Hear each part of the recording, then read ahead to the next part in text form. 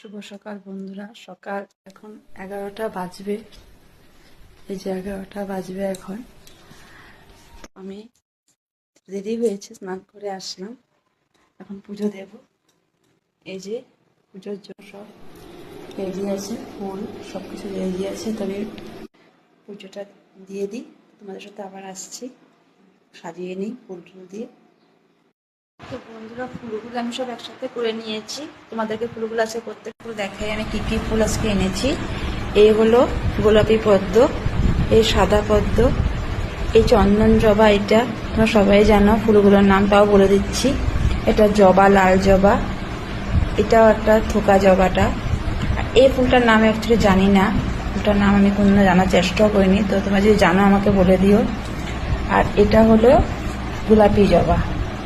এখানে একটাই ঘন্টা ফুল পেয়েছি, একটাই গাছে ছিল, সেটা নিয়ে নিয়েছি। আর এখানে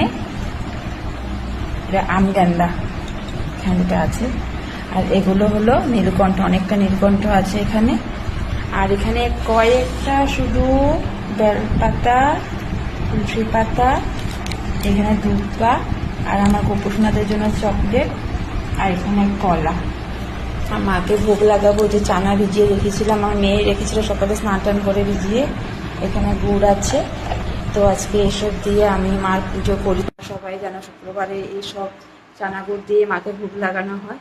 তা আমি এখন মাকে সাজাবো, তো তোমাদেরকেও দেখাবো আমি সাজিয়ে।